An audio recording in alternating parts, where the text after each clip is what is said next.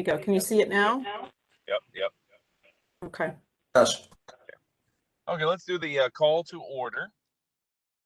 Go ahead and have the roll call, please, Kathy. Sure.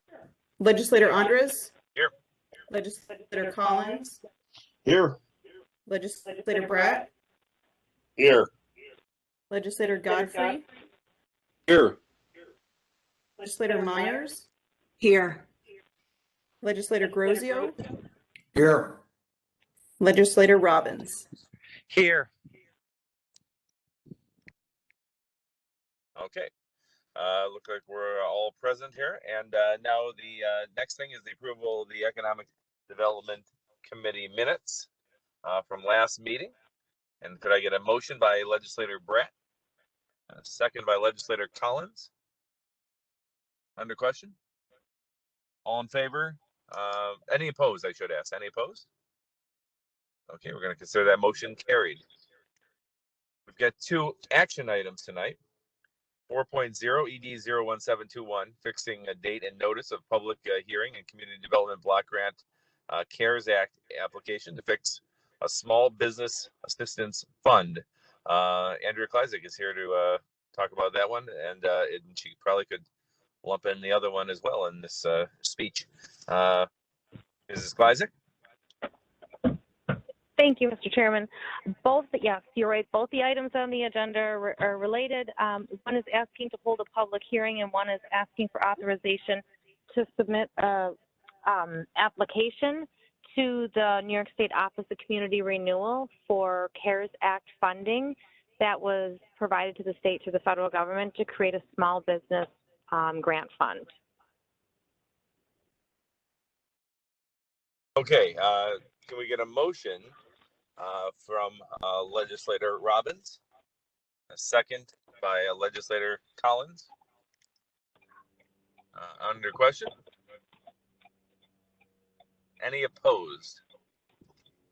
Okay, and we'll mark that down for both those. Mrs. Seinar, please reflect that. Both will be the same person moving it, the same person, and none opposed for both, unless I hear otherwise from the crew, but not hearing any. I will move on. Okay. Thank you. Thank you, Andrea, for being here on a nice day here. Thank you for sharing your evening. Okay, next one, we have old business from County Manager Updegrove. We've got commercial tax delinquent property update and the land bank update. And if you want to go any of those, Rick? Sure. So,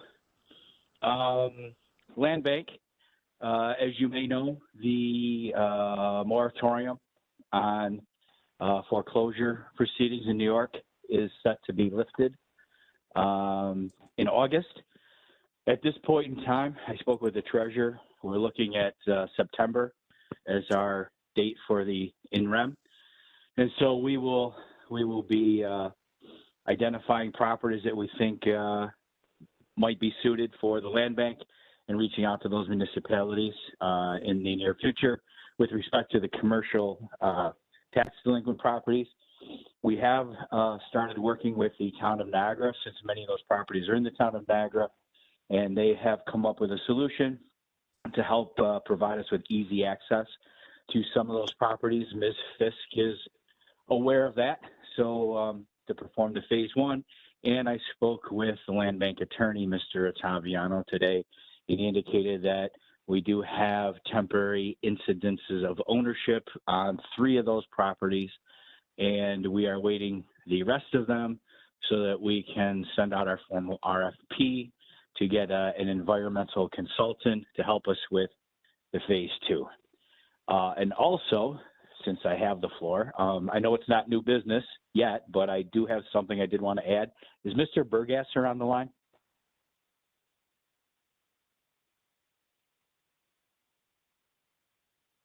Okay. I'm on the line.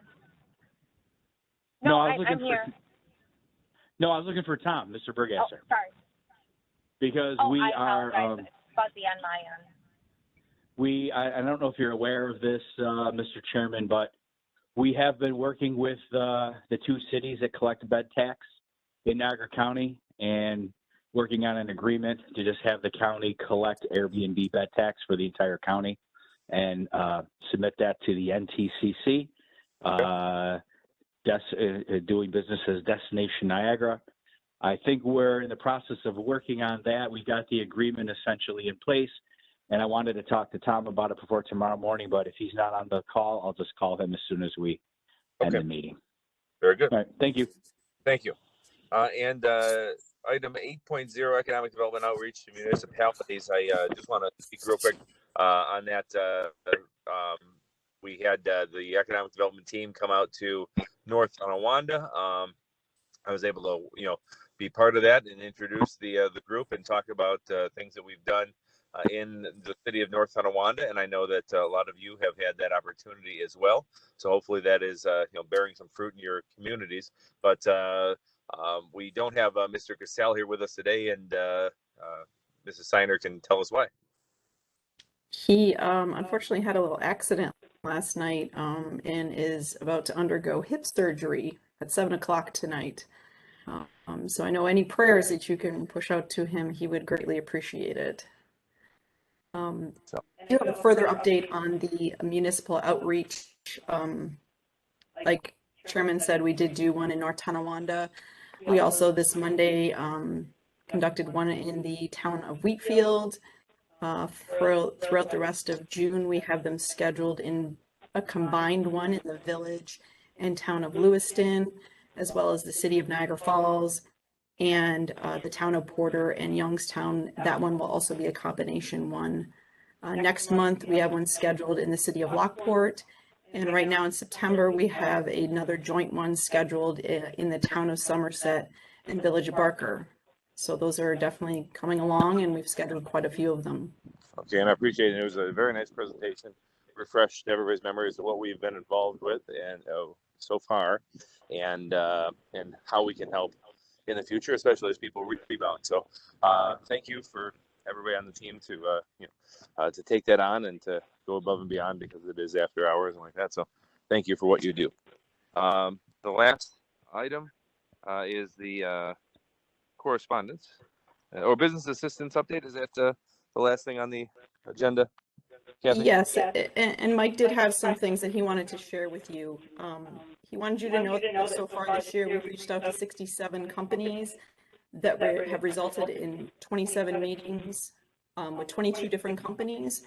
And 8 of those companies are either looking to do or in the process of doing projects. The economic impact of that will be $41.2 million, retain 355 jobs, and create 110 new jobs. We also have our third of our series of 6 free business workshops, the virtual ones. The next one is taking place next Wednesday, the 16th at 10 a.m.